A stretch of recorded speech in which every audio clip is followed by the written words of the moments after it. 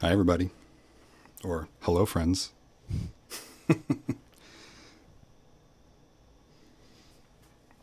What's up, gang? Yep, that's working. Can everybody hear me? Can everyone see me? I got Theresa here with me. Say hi.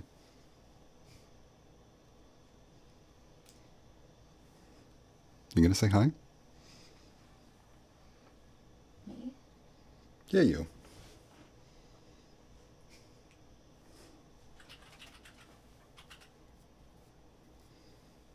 TCO, how am I stealing your style?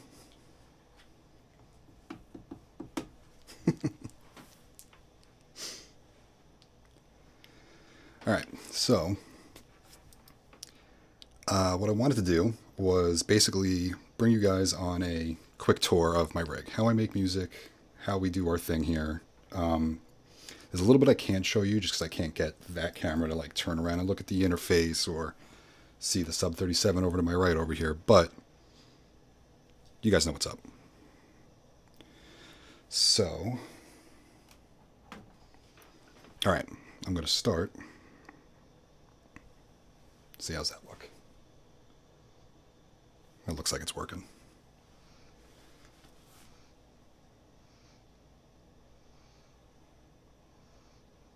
All right. Actually, before we start, let me say hi to everybody. So, Milo, Victor, Cressy, Trusto, Probes, TCO, Larry, thanks for coming, man. I think it's everybody so far. It's probably some lurkers. No, just the six of you. Appreciate that. Okay, so here's my rig. Everything here you see is all going to the interface. The interface is going into the computer. Everybody knows how that works. My interface is the AudioFuse 16 rig. Great piece of kit. It's not the best. I maybe should have gone with an RME, but I'm really happy with this. It's got all line level inputs except for the two mic inputs on the front. That allows me to plug everything in stereo. I have 16 channels worth of it. 8 outputs, I believe. 4 sets of stereo, which allows me to do some interesting routing stuff. You'll see as we get going. So the brain of this operation, at least musically, is my Electron Digitact 1. I had thought about buying a 2, but I'll get there. So the 1, the Digitact 1, it's a 8-channel mono sampler. It's also got 8 channels of MIDI. If you don't know, it's of the best out there. It's really versatile. Allows you a ton of precision with parameter locking per step values. So, for example, I can take this kick drum, put it on any step, and do whatever I want with it. Adjust its filter, adjust panning and delay and reverb, 2 LFOs per track, so you got a lot. Wonderful clicky buttons, you could probably hear those through the mic.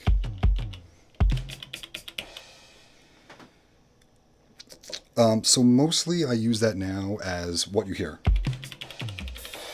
Just one-shot drum samples and use it like a true drum machine. When I first got it, I was using it for all sorts of stuff. I would sample melodic into it. I would, I actually do still use it as the MIDI brain. It controls timing, sends MIDI clock out to everything that needs it, which is basically everything.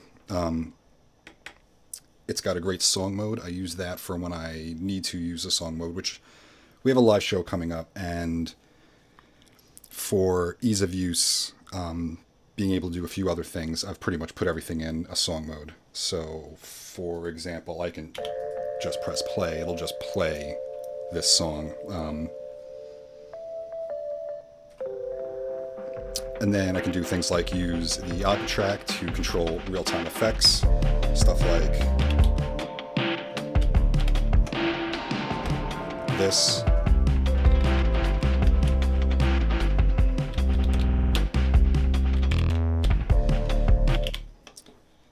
The next thing I use the Octatrack for, besides the effects, I do have. Okay, so it's set up in a crazy way. If you don't know about the Octatrack, it is a absolute Swiss Army knife. You've got 8 tracks of audio. You also have 8 channels of MIDI, which I barely use it for MIDI. It's a little difficult compared to the Digitech. You can really, not that you can't do, you can do more, but you can do it easier.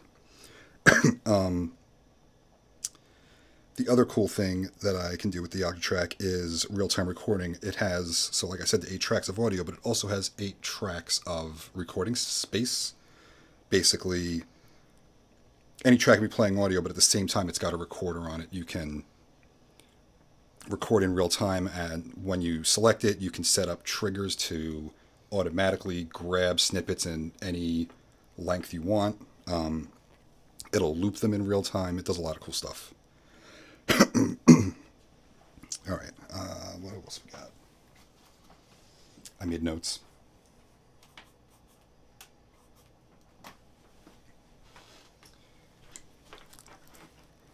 Let's see, a lot of people in here now. 8 more. Wabs, what's going on, bro? What does he mean? It looks tiny and meh compared to what we saw on Monkey Island. Oh, because they got a fucking MPC XL, and yeah, look at the size they need to do what everything I can do here.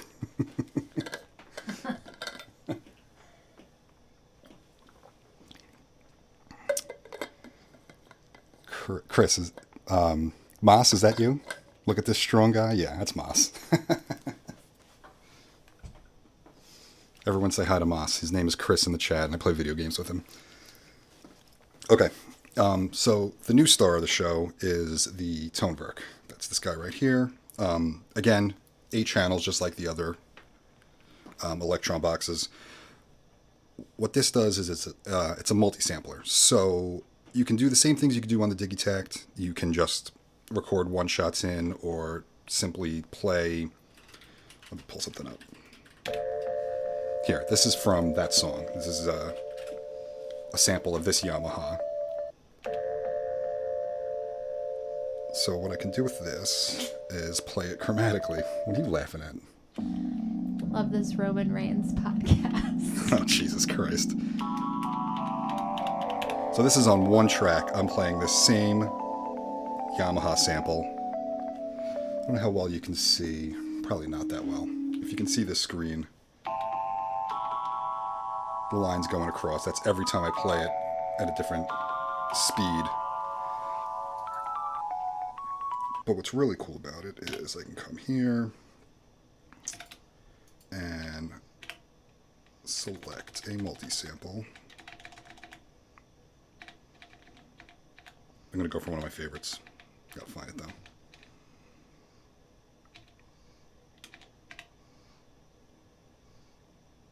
Here we go.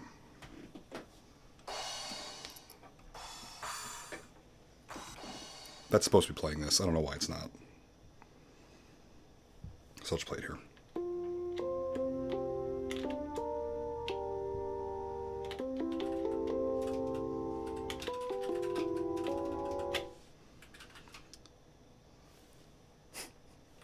She's typing away over there. She can just talk to you guys.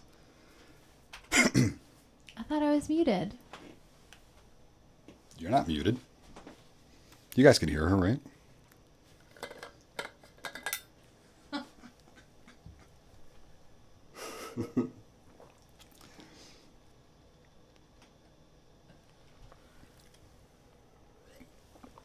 So, Moss is a little uninitiated. Me and Theresa, my wife, who's sitting over there at the computer,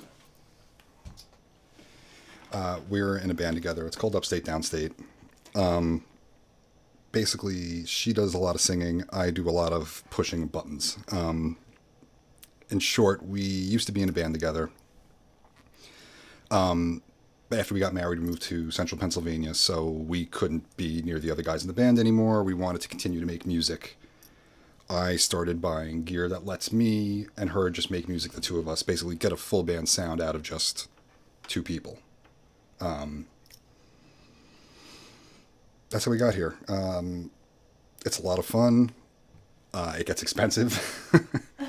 And it can be a little harebrained sometimes, like why this is just playing a cymbal instead of playing like it's supposed to, but that's besides the point.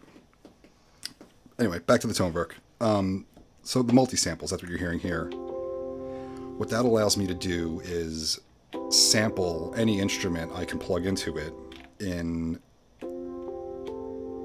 full polyphonic use. It'll sample each note one after the other, one after the other, one after the other, and then lay them out in a piano for you, basically. It sounds beautiful. It's got wonderful effects, more than any of the other Electron boxes. Just like, let's find a good one. Chrono pitch is awesome. The dirt shaper is awesome. Delays. What do you want to hear? Listen to the saturator delay.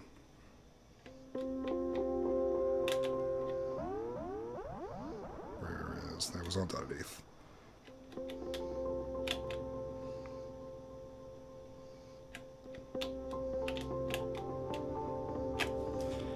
It, just like the Digitact and the Octatrack for that matter, has a number of LFOs, more actually than the others do. So per track, you get 2 LFOs for the audio, you also get 2 LFOs for the effects, and an envelope, and a mod envelope. So you can add just like so much movement, whether you're sequencing or just playing live. I don't have a good example to show you something that's heavily LFO'd at the moment, but I will bring something up later. There's also subtracks. Let's get a subtrack going.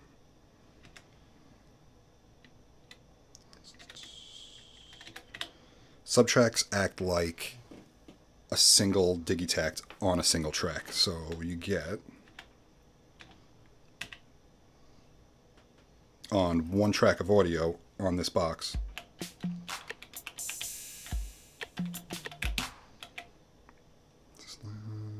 yeah, it is loud enough. So you get all the power of 8 tracks of drums in one track on the Tonewerk. I don't really use it for percussion stuff in this full setup. I will want to use it standalone. Of course, everything sounds great in it. They upgraded the audio engine. I don't know how. I want to say it's 48K 24-bit, whereas the Digitact and the Octatrack, I believe, are 1644-1. So it's significantly better, but there might even have some like 32-bit float thing going on in there. I don't know. It just sounds crisper than anything I've heard them make. What's next? So off screen on the right over here is my Moog Sub 37. I have a Moog Minotaur. That was my bass synth for a long time. It was the first synth I bought, actually, years ago. And I love it. It's loaned out to a friend right now who's a synth baby trying to get into the game. I bought the Sub 37 a couple years ago, right after Moog sold. I really wanted to have one of their best built pieces before I couldn't get a Moog built in America anymore. Me and Theresa went there in 2016. Yes. 2016, we were on our way to a wedding in Florida, and we stopped in North Carolina, went and visited Moog. It was a wild experience. They give you a tour of the production floor there, and there's just like 50 nerds putting components on circuit boards, looking so happy to do so. It was really funny. But they're one of the last great American musical manufacturers with stuff like this. I wanted to get it while it was still made there. So I use it primarily as a bass synth. It just sounds incredible. Analog synthesis is...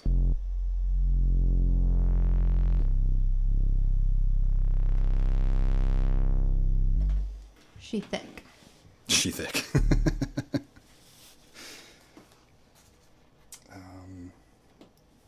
And then the last of the boxes that make sounds is my Yamaha CP. It is a electric piano modeler. There's 7 modes, not 6. There's only 6 on the panel. There's a secret 7th mode. 2 Rhodes pianos, a Wurlitzer, a Clav, a toy piano, and CP, I think, is just like their... Yeah, it's like a slightly cheesy... Let me turn all the effects off. Slightly cheesy, like... electric, grandish sound. I almost exclusively use the Rhodes 1 patch. It's my favorite. Oh, let me show you the... So there's a secret patch. Can you see? You can't. Yeah. There's a knob selector on the far left side of it. And it's got 3 segments on the left and 3 segments on the right. You can... No, you can't really hear it. It's it clicks into each spot. But if you turn it off and you put the knob between the top 2 sounds and turn it back on,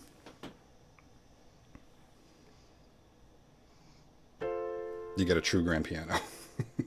I don't know why this exists, It's a secret. but it does. How did you find out about it? I don't remember. I think I read about it. I must have, because there's no way, unless I did it by accident, which I guess is possible. I feel like I read about it after we bought it. I bought it for her, but she doesn't come in here and play it. She does help me write all the music all the time, so she actually does get to play it pretty regularly. The white thing here is the Arturia KeyStep Pro. It is a MIDI controller. It does not make any sound on its own. When it's working properly, it's working properly. Basically, I have 4 selections I can make. Can you see those? You can. For 4 different MIDI sends to different instruments. So the way it's supposed to work is that the green one is the Tonewerk. The orange, red-orange is the Sub 37. The yellow is the Yamaha, and the pink is an iPad, which I'm looking at here so I can see your chat. But I don't really use the iPad so much as a sound source anymore. It was my polyphonic until I got the Tonewerk. It's still available, though, and I have multi-sampled a couple of apps within it.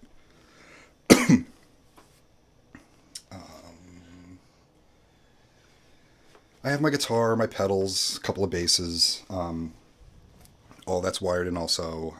Basically, they're in the interface, and at any moment I can play something into any of the samplers to sample them. I mentioned the iPad.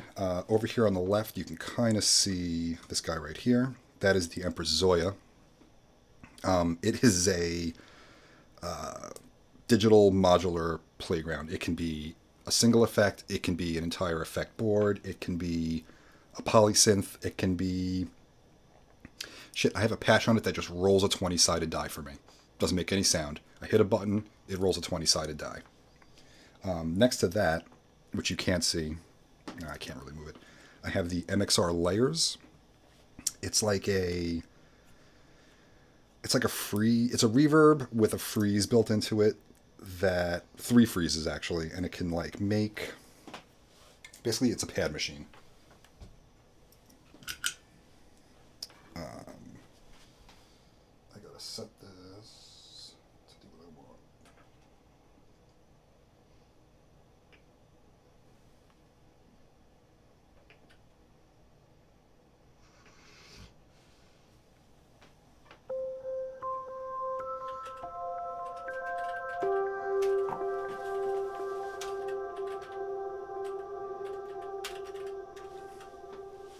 So this is the Yamaha going through the Zoya and then into the layers. And if I set the decay all the way up,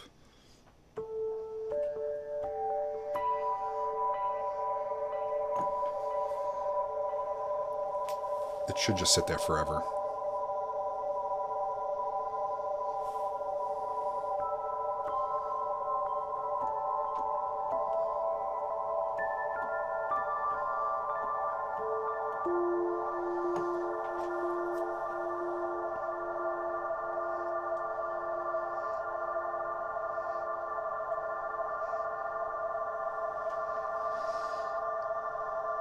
love this thing. Seems like it's only coming on my left ear, though. I'm not sure what that's all about.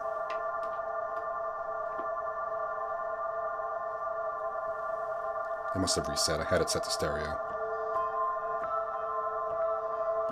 I heard it both. You hear it in both? I do. Probably losing my hearing. Okay. So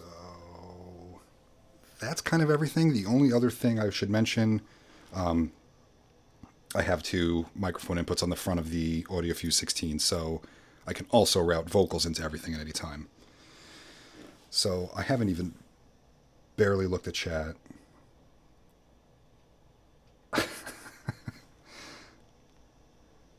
Mas, Bless would kill me if I just started playing music while we were trying to raid. Does anyone have any questions? I got through this faster than I thought I would. More.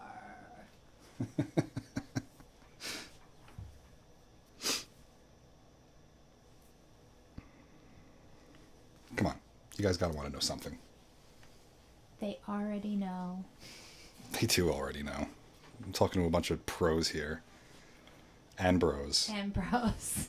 Speaking of which, over there? Yeah, over there. Check the watermark.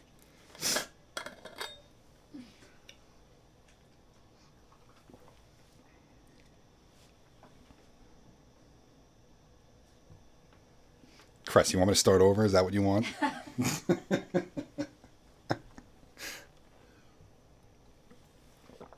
Everyone stay hydrated.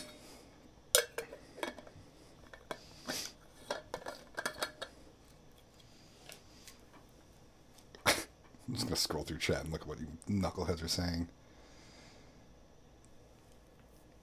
You should play something while you're just... Done.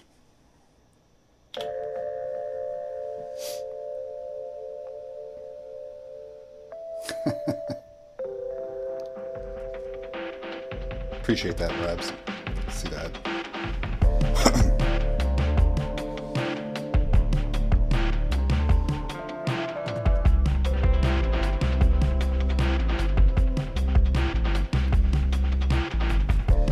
Hey, Vicky. Welcome in. So, this song is... I don't think... no, we haven't done this yet. This will eventually get premiered on Popcorn. It's a newer song. We call it Fun. It's got a wonderful vocal line that's not on here because she sings it live.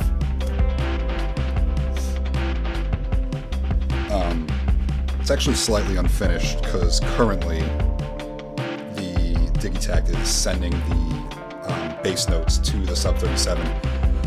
I have to program those into the Toneberg. I have this patch multi-sampled into the Toneberg, and I'll eventually play it here.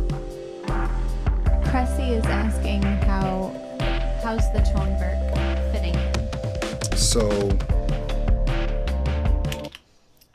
for example, it's playing the Yamaha CP parts. I had recorded these into my DAW, which is Logic, chopped them into the individual parts, like each 8-bar or 4-bar section of the verse and the chorus, and flew those samples in here. At the time, I did not have the Yamaha multi-sampled. I have multi-sampled it since.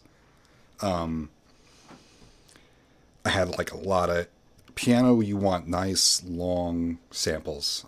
Otherwise, you play a note and it just dies. Well, it doesn't die because there's an effect on it, but and to multi-sample that is difficult. The file gets huge. The Toneberg currently, I found this out, it'll make a multi-sample file larger than a gigabyte. It won't load it. So I had to multi-sample it and keep it below 1,000 megabytes, which was a challenge with piano because I want every single note. I want layer upon layer of velocity. That way, as I play it, it sounds like this and not like a single sample being pitched up and down, raised in volume and lowered in volume. I wanted the actual attack and velocity of it. Thanks, Sammy. I spent a lot of time making this look like this. Too much time, to be honest with you. The fact that I'm barely in here doing this. But maybe I'll be able to do it more now.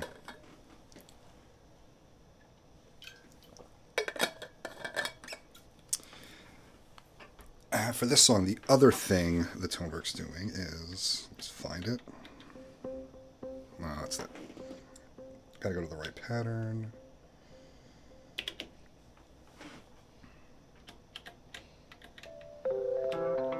There. The guitar patches are in here. The guitar samples are in here also. So like on a per pattern basis.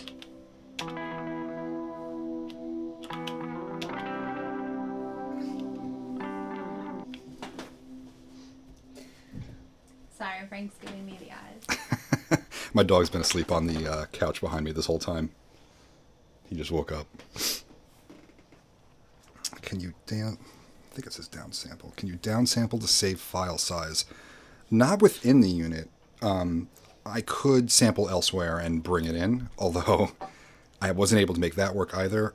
It's not something that's native to the Tonewerk. There are user softwares, free open source softwares out there that'll do things like convert Logic auto sampler files, old school SFZ files into the proprietary, I think they call them eMulti, Tonewerk multi-samples, but I tried it.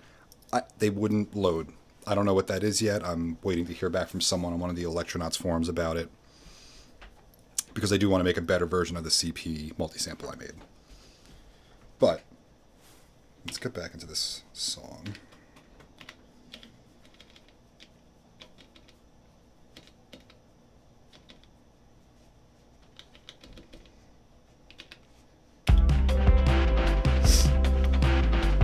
So all the keys, all the guitar you're hearing here is all the Tonewerk. The bass will be as well, once I program it. The way the live rig is going to work, it's just going to be these three boxes. Drums, mostly only drums over here, all the melodic stuff on this side, and then the Octatrack becomes a performance mixer. There's also like the drum loop that's going behind the one-shots is in here. There might be something on this one also, I'm not sure, but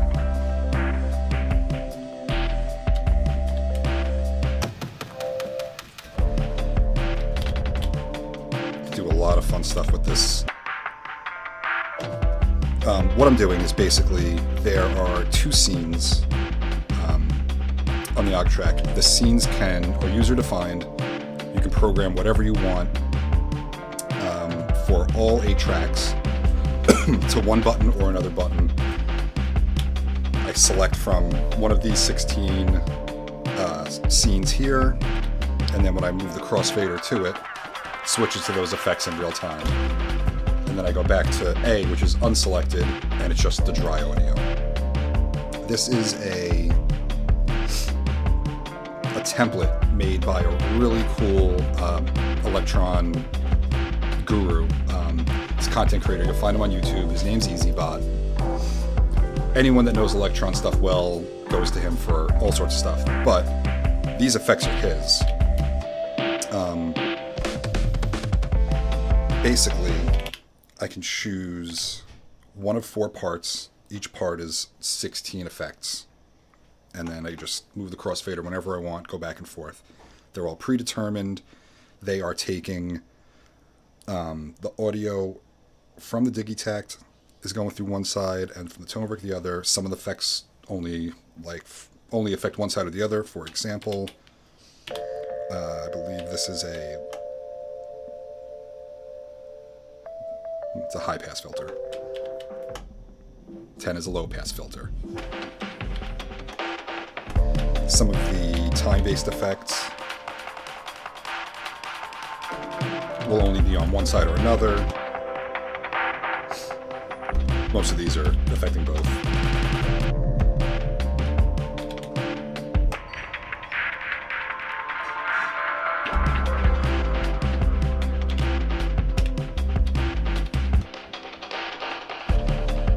And as long as I can do it in time, do this in time, they almost all work.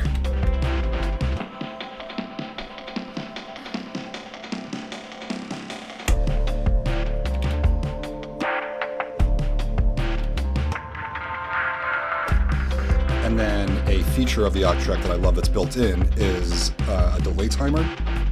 So the mode I have in it right now, it's a delay control mode. I want to see what it was called. Basically, I'm looking at these 8 buttons are considered to be these 8 tracks because of the way I have it set up with EasyBot's template. The drums are coming into the 2 inputs that go down a row of a through track, which is what allows the audio in. It has 2 effect slots in it and a filter and a bunch of other 2 LFOs, all that. But then there's the next 2 tracks are considered neighbor tracks. And what they do is allow you to immediately affect the track before them. So the Digitac comes in on track 1 and then goes through 2 and 3 before it goes to the master output. So I basically have 6 slots of effects I can use here. So each of these scenes are taking advantage of those 6 effect slots to build these crazy sounds you're hearing. The last 2 are just flex tracks. So for example, this is, like I said, this is the drum loop.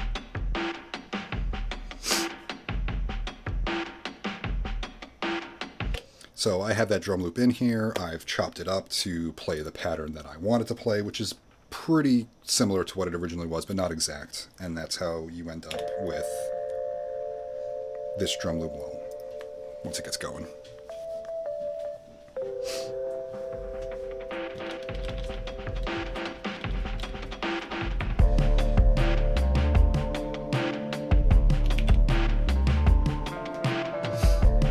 So I don't know if you can see that or not.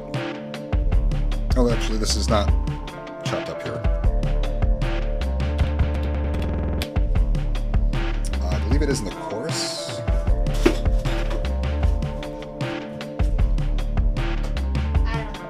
Don't get a dog, guys.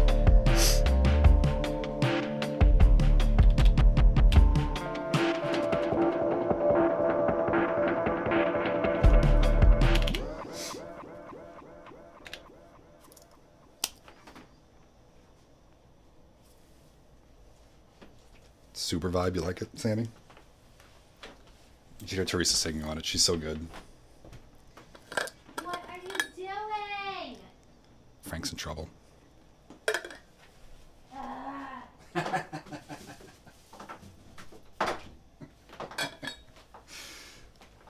I'm kidding. Get dogs. Dogs are awesome. Just don't let them in your studio. It was a lot easier when there was a cat in here. He just sat there. You're kicking me out? And snored. No, I just kicking him out. You can open the door. You're a human. You have thumbs. He's gonna get into everything. All right. Is your rig settled now, or do you have to add? You know, I would still like a dedicated polysynth. I don't know what I would want, though.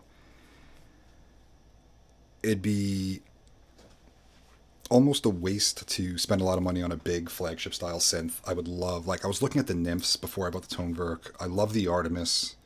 They do a lot. They're small. They're not so expensive. I like desktop models because I'm not much of a keys player myself. Most of the music I make is programmed. So the idea of putting something there that I can just turn its knobs and have the Digitact or the Tonewerk play it is great. What else do I want to do? I would like to be able to maybe expand inputs, which I can do because I do have other interfaces that I can aid at into the audio fuse. Tell you what I really want to do. The house I'm in, the house that we bought, has a large basement space that is finished, but finished as finished was in 1955 when the house was built. What I want to do is finish it further and build a studio down there. It's just storage and empty space right now. It's kind of dingy and old and scary, but Filled with crap. But a couple of years ago, I bought a vintage Ludwig drum kit with 5 toms. Is it a 7-piece kit, right? 5 toms, too many. in unbelievable condition. They sound killer. I would love to make my own drum samples with them. I have the microphones, I have the mixing console, I have the interfaces, I have everything I need except the space to do it. The room I'm in that you see here is only like 11 by 11, maybe 12 by 12. I could not bring a drum kit in here and make it work. But if I build the space downstairs, I ultimately will be able to do that. That's not really a rig question, though. Yeah, Trader, there is a lot of power in this setup. It's almost too much for me sometimes. The thing that's bugging me out right now, and I've got this message out there on the Electronaut forums because I want to know how to make this work properly, is being able to use auto channel with the ToneVerk. So the idea with auto channel is whatever track I have selected on it, I can play by just sending to that auto channel. The way I have it all set up, because of the way I use the Digitakt as the brain, MIDI is coming out of the KeyStep Pro into the Digitakt, and then through to everything else. So I've had it working where it's not doing it, it's just playing cymbals. This is just playing a Digitakt right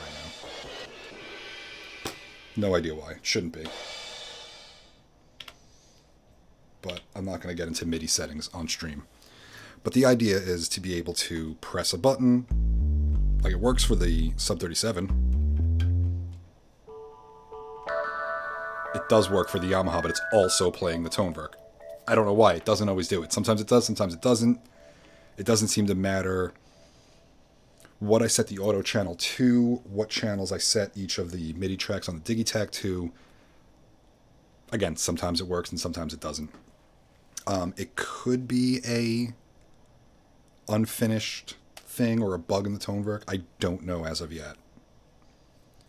Some days it's doing exactly what I want, and other days it's just not. To sample, you only need space for one drum. God damn it, Cressy, stop making sense. Son of a bitch. Yeah, the reface is great. In fact, I hate these keys. It's weird how, like, these keys on the KSP are only slightly larger than the keys on the Yamaha, but I like playing these. I don't like playing these. I've seen on the internet guys buy all four of the Yamahas, and they literally pull the brain out of it and use it like a module, put it in a rack, and play it with a MIDI keyboard. I'd have to, like, pick it up and turn it around to show you, but, like, under the key bed is just, like, empty space. The entire sound is coming out of just what you see here. It's just slightly larger than 19 inches. So if you lose the speakers, I can see this. This is a speaker right here. If you cut that out and take that speaker out and just take the jack board and what's under this panel, it's just two circuit boards. You can put it in a little strip of a box or into a rack unit and you're done. It's only one space tall. So I would love to get that out of there, put it like under this piece right here and have like the sound there without having to play it. And then I could put something else here. Like I could bring the Sub 37 up onto this table. I can move the KSP over, whatever it might be. Buy something else. But it sounds incredible. I don't know how... I know, Trader, you have one. I don't know if anyone else has one. I don't know how you guys feel about it. These keys are just... They're not cutting it. They're very small. Yeah, they are. I mean, she has tiny little hands, and I mean, even you are like... She doesn't love it either. But these keys are great. I don't know if they're semi-weighted or... I know there's like a level, like a name that's somewhere between semi-weighted and not. Like these are just... They're flat plastic. There's nothing underneath them. It's just an empty space. Yeah, I remember thinking that the Yamaha would be easier to play with the smaller keys, but it's not. These keys feel great. And I'm sorry that it's playing 3 instruments at once every time I touch it. Yeah, Sammy, if I can find... There's a post, I want to say it's on Reddit, where the guy did that. He took all 4 of the reface units apart and put them into this one box. He's got switches and knobs and like a toggle for which channel he's playing into, and then he just has a nice weighted MIDI keyboard next to it. Let's turn it into a keytar. You're going to play the keytar? I am not playing a keytar. Michaela will play it. Michaela's 6. She's not playing in our band. As cute as she is.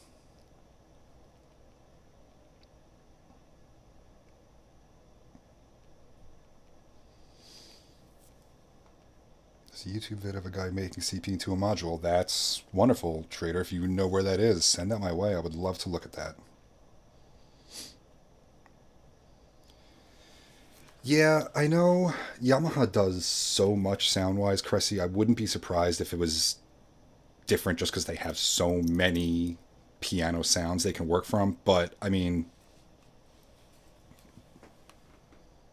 you can hear, I mean, I'm playing samples.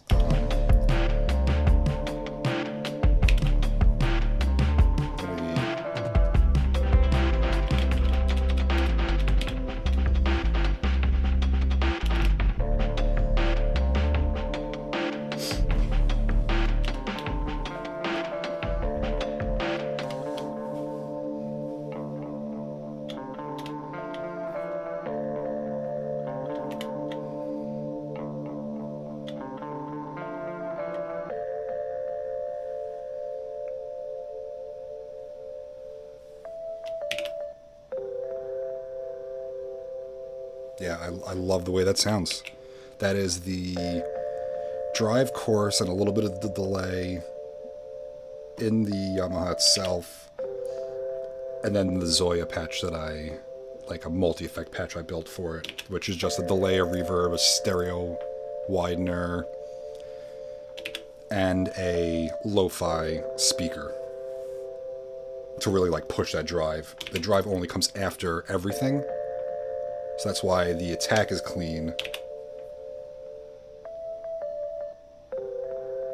And then the echoes really, really degrade. It's like a BBD delay turned to like the gnarliest it can be. But I love it.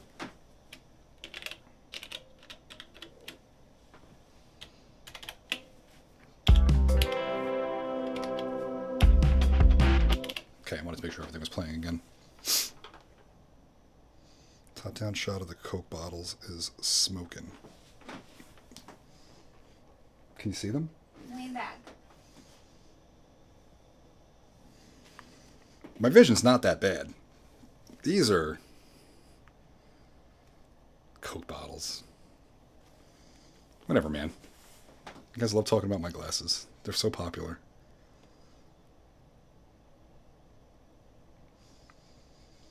The Modix and the Montage. Cressy, I don't honestly know. I don't know those units well enough to know what the sounds are, where they came from.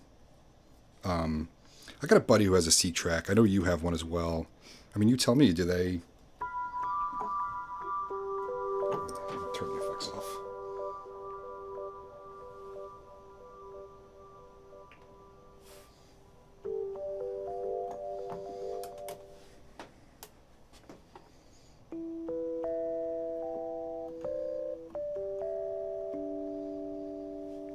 What do you think? Does it sound like your C-Track?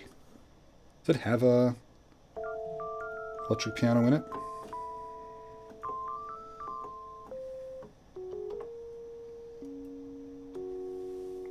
I love the way this thing sounds.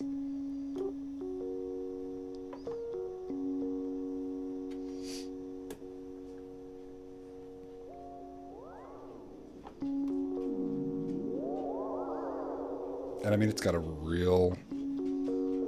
Pretty sure that's a real analog delay in there. Probably 2 Bucket Brigade chips. Chorus sounds amazing.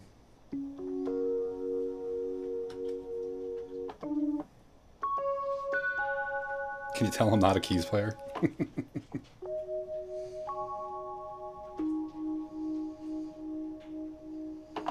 It's also a tremolo and a wah. I don't mess with the wah much. The tremolo's pretty good, though.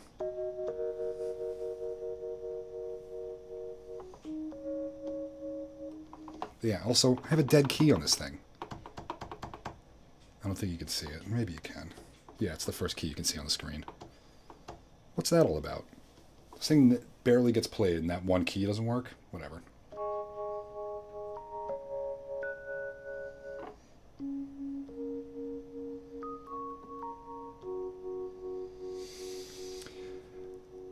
It's an early Yamaha piano. I'm not 100% sure.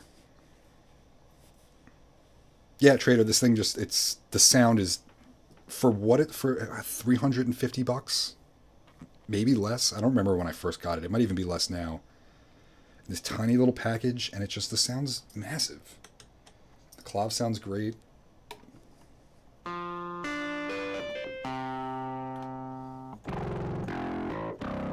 have the drive all the way up. We've had that for a long time. Did we buy it before we moved? I don't think so. No, I think it was like 8 years ago. Yeah, but 7, 8 years I've had this thing now.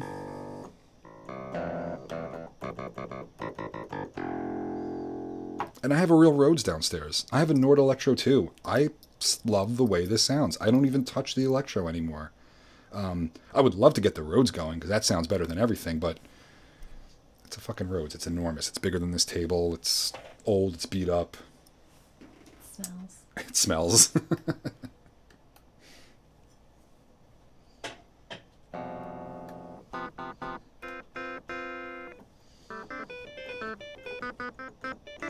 Can't hear what? Can't hear this? Is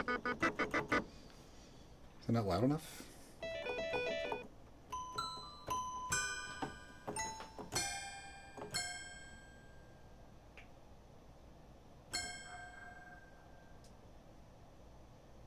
No, that's the effects. If I want to bypass the effects.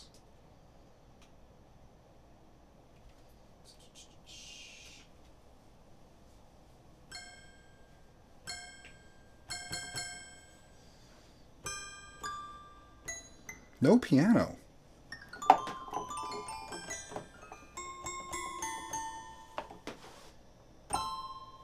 I see it hitting OBS. You hear me, right?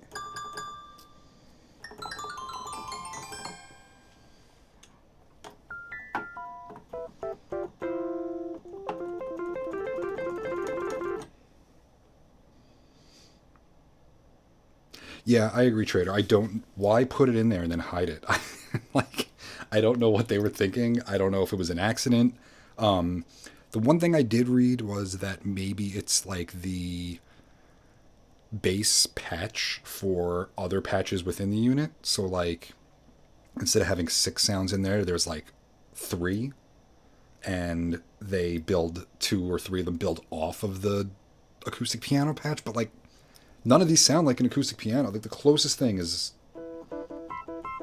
the CP patch, which I don't really touch. It's not bad, but I don't play with it. So like maybe I can hear you and your fingers tapping. I hear it, but I just noticed it.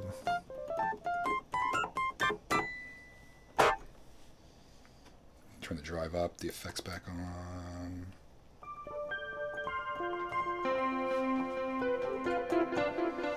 I tend to play this thing with the drive up pretty high, so that could just be a matter of gain staging because of the drive.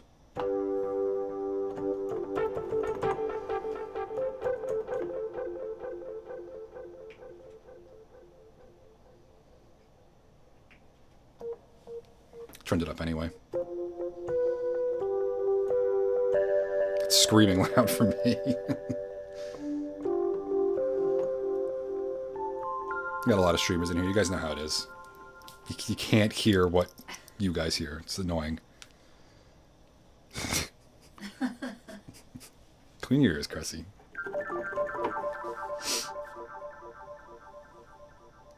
Anyone have any questions for Theresa? Let's torture her. Ah, she hated that.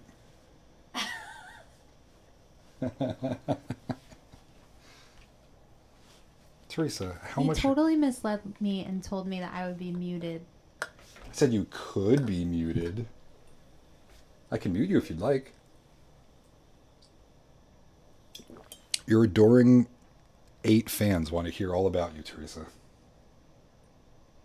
Tell my adoring fans to like and subscribe.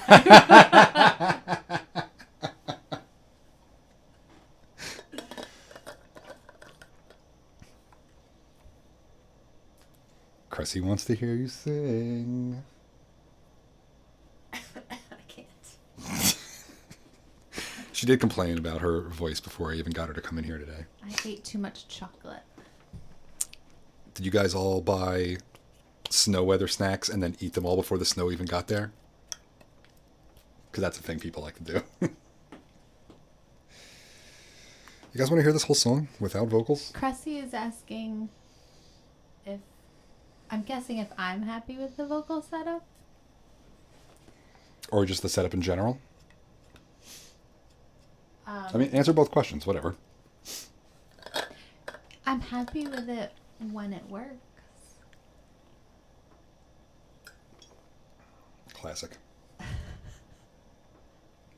The vocal effects processor that we have is the Let me grab that. It's right here. I forgot what it's called. This is the TC Helicon Voice Live Touch 2. Plug a mic into it. You can plug a guitar into it too for pitch related stuff. But basically, you set up effects. You can turn them on and off by touching the button. This is all like a touch screen. The screen itself does not touch, but the rest of this is like a touch screen. You can warp effects here. Delay time, drive amount, delay feedback. You can set it to whatever you want. There's like 200 plus presets in here. It's MIDI controllable. I forget what the USB is for. I don't think it's actually for updates. Well, it is for updates, but I think it can control USB over MIDI also. You can plug a foot switch into it. This thing's awesome. It's not expensive. I recommend it. She loves it. Yeah, I find it easy to use, and I think it sounds really great. It's not difficult for me to find a good sound that I like, just from the presets, even though there are an awful lot of them. She does not want me to sing with her live. I do not.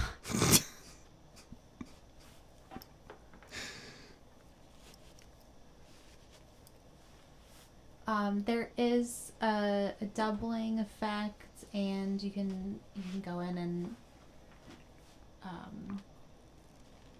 basically pick what harmonies you want to add. Right. Choir settings, thirds, fifths, octaves, all of it. Yeah, so I do have that set up for some of the songs. I'm not sure about the songs that we're going to be doing live next month. We still have a song to write for that show. We'll be fine. Oh, I know, we'll be. I'm telling them.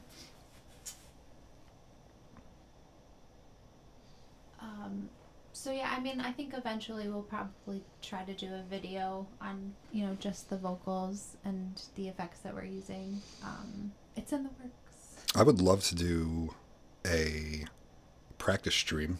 Basically, me standing here, her with this microphone behind me or next to me or wherever she fits. There's not a lot of space where I'm standing. And practice this set. Yeah, we could do that. It would be fun. I'm going to play this whole song because no one's heard it outside of you and me. There are some vocals on that I've sampled. I sampled her. Let me put that song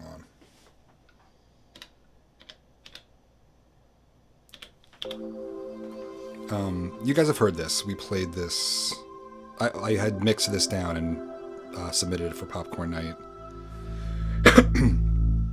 And part of it is you can kind of hear it. It's super quiet because it's a delay trail basically of her vocals. I pushed her vocals through two granular effects on the Zoya and recorded that as the vocal effects for the song.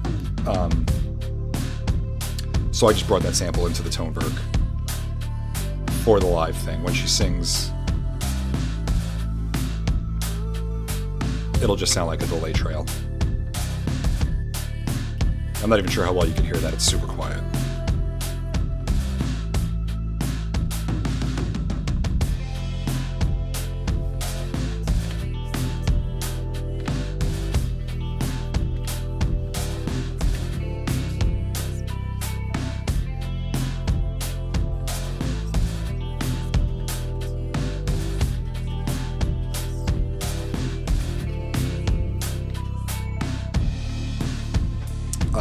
see, this is a song that I heavily beat chopped and organized on, so it's, you can see the line moving through the different slices. It's better in the verse. But here it's just like the other track. One-shot drums are coming out of the Digitact. The chopped loops are coming out of the Octatrack. All the melodics coming out of the Tonewerk. They're all being mixed in, and then I can still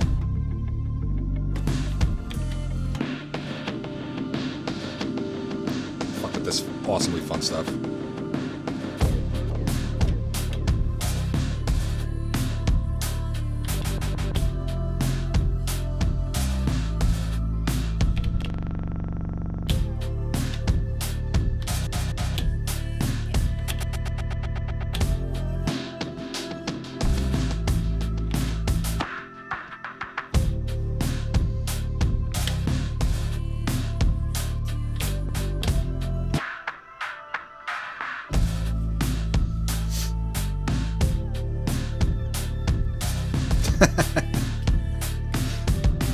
What's going on here? Thank you, Cressy. I spend way too much time on my drum programming.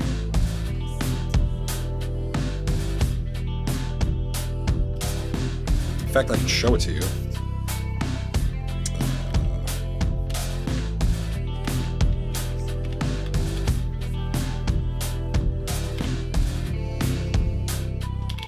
So, come on, really? No, not you. It's got to get into it.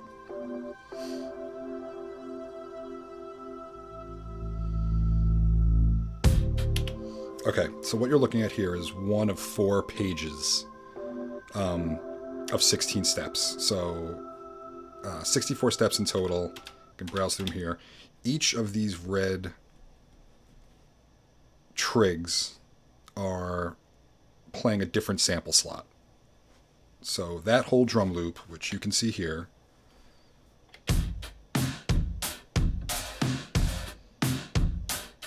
I have it chopped up, and I can actually show you the, that's the wrong button again.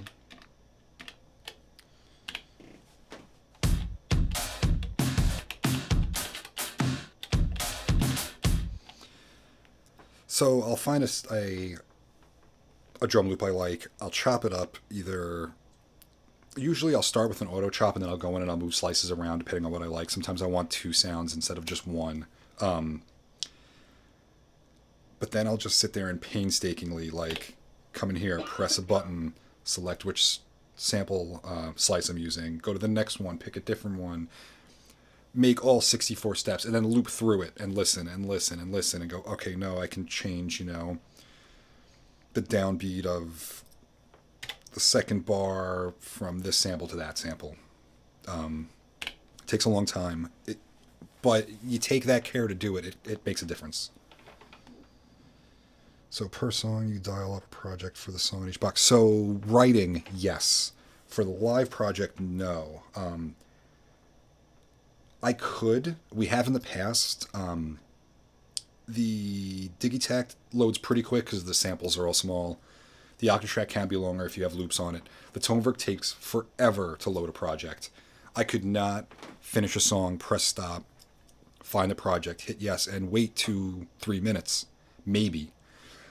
It'll depend on how big all the samples are in the project. Like, so I made a show project basically, and I flew all the patterns in, organized them, and then built a song in song mode for each one. So I just have 3 different songs here. This is 4 because there's a couple of alternate versions. But like, for example,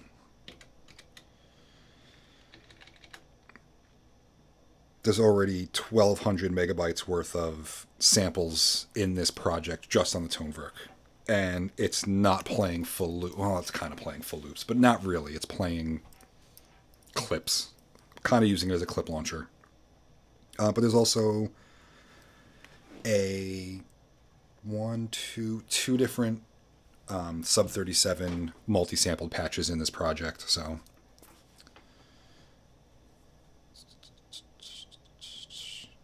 Yeah, Wabs. You can do. So you can chop up a sample and use slices that way, but you can also. Where's sample slots? Here it is, slots. So. I'm trying to think of the best way to. I don't really use them that way. Not in this song. I have in other songs. Nothing in this project, unfortunately. But yeah, on when you make a project on the Octrack, you have a sample pool to pick from. Any track can pull from that pool, and on a per step basis, any of those tracks can play any sample within that pool. So, in a project like this, where I'm basically losing 6 tracks worth of sampling, I only have these last 2 on each side because of the template. That can become really useful. I haven't had to do it. Oh, actually, you know what? I am doing it because there's drum fills in this song.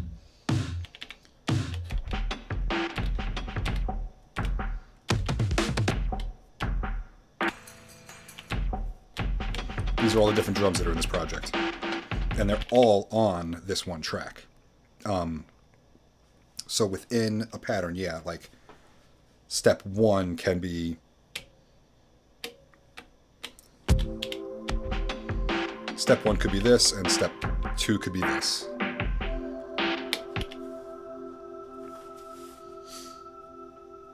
It gets a little heady sometimes when you don't realize where you're at, and the Octatrack, as good as it is 15 years old software. Like everything they put in it is old at this point. It can bug out. Every once in a while, it will do some weird stuff. Like I'll press play and it won't play the sample. I'm like, well, I want to play the sample. And I'll press stop and press play again. It still won't play it. And then I play it for a third time and it goes. It doesn't happen often. It tends to happen when I start doing things like changing projects over and over again. Like if I'm copying stuff from one project to another, I feel like the CPU usage, doing that kind of loading, unloading can cause data discrepancies where it can't find the sample it wants right away. But once it's up and going, it's rock solid. I have no complaints. The Digitax caused me no complaints. The Toneverk, only complaints I have so far are the little quality of life things I need Electron to add in updates.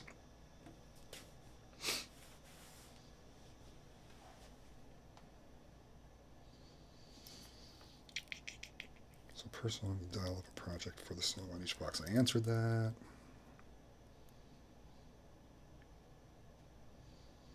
Heroes cleaning the house. Did you answer Crazy Wabbit? Yeah.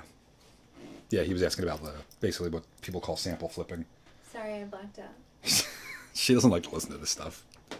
She likes the results. But she doesn't fully care how the sausage is made when it comes to this. Wrap my head around the career hierarchy of projects. Has been a challenge to learn. It really is. I feel like you gotta find the piece of gear that speaks to you, that you let you look at it and go, I want to play with that thing. Once you have that, you have a reason to go to it, then you have to learn how to use it. And it might not be for you in the long run. It's covered in stuff, I'm not going to grab it.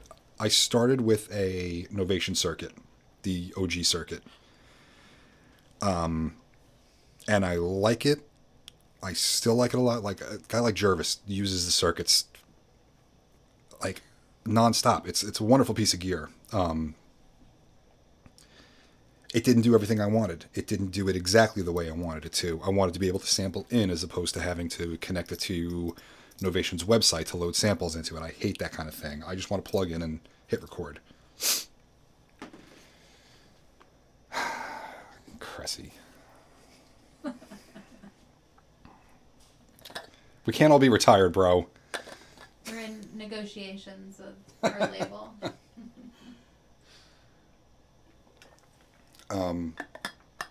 If I had more time, we'd put a record together. At this point, I'm just going to keep we're just going to keep making songs, and when I have enough that we're happy with, I'll put it together in a package. It'll be a record. Singles only. Or that. I mean, it's kind of the way the modern world works with music. You can just keep putting singles out. Who's going to stop you?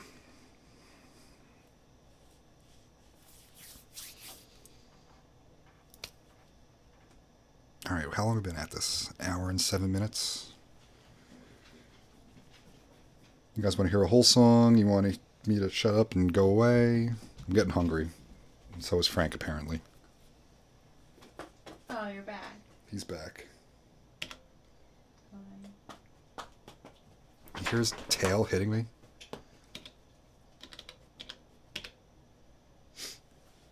Alright, I'm playing all of Fun for you guys because, well, it's a cool song. You haven't heard it yet.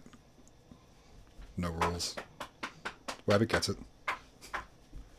Song, song, song.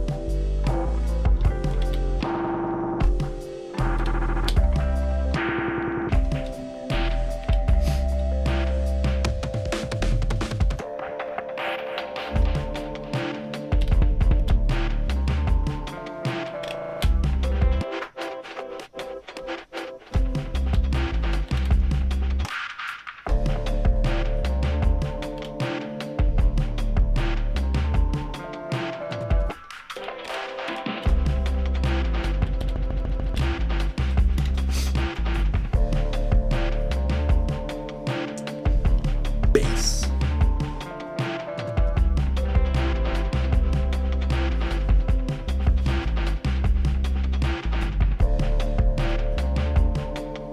Not enough bass for you, Cressy?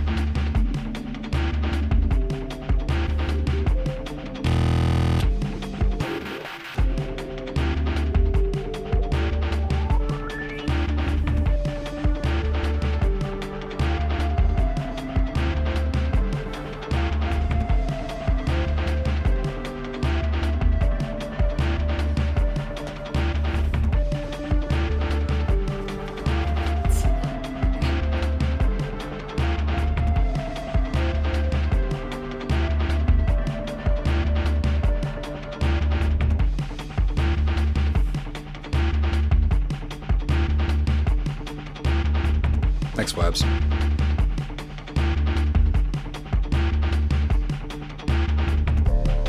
Don't let anyone tell you you can't put delay on drums. You can put delay on drums. In fact, that's all this is. This is that drum loop, or however I have it chopped. Here it's just straight.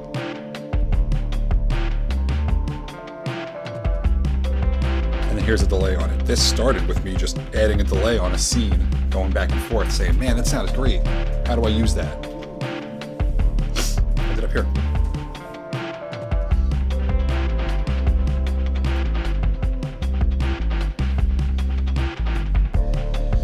Probes, you love delay. You love ping pong delay. So do I.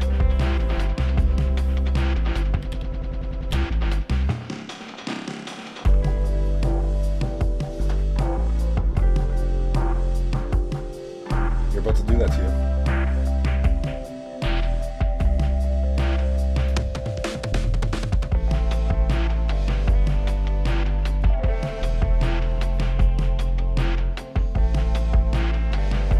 Yeah, this is why I love this. I can basically just select one.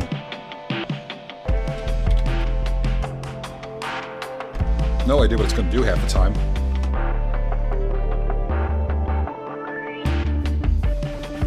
It sounds great.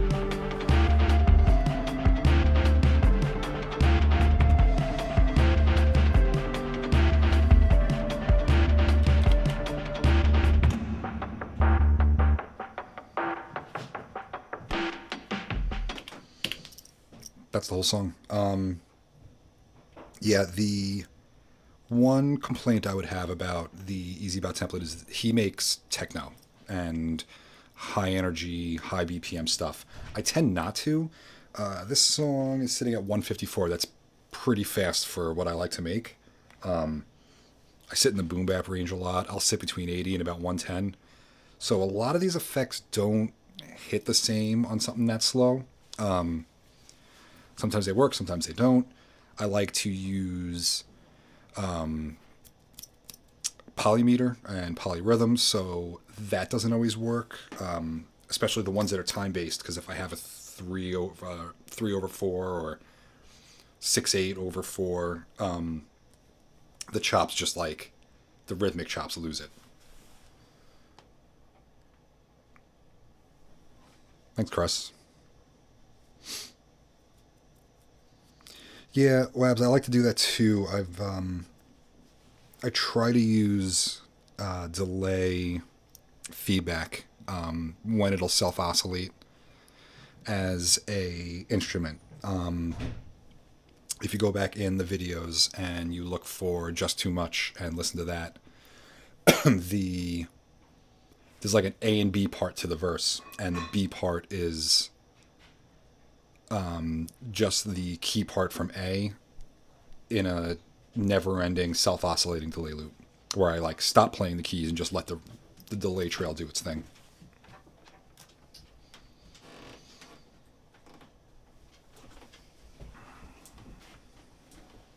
You got anything else? Yeah, you. Me? No. You guys got anything else before I go? Really appreciate you all being here. Thanks for coming.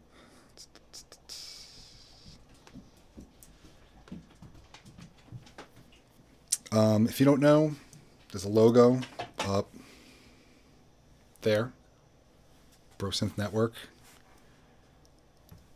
We're almost like a family. We're just bros. All bros are pros. If you see the logo, you're in a cool place. Hang out there. Moss, I'm certainly not singing on the open internet to people.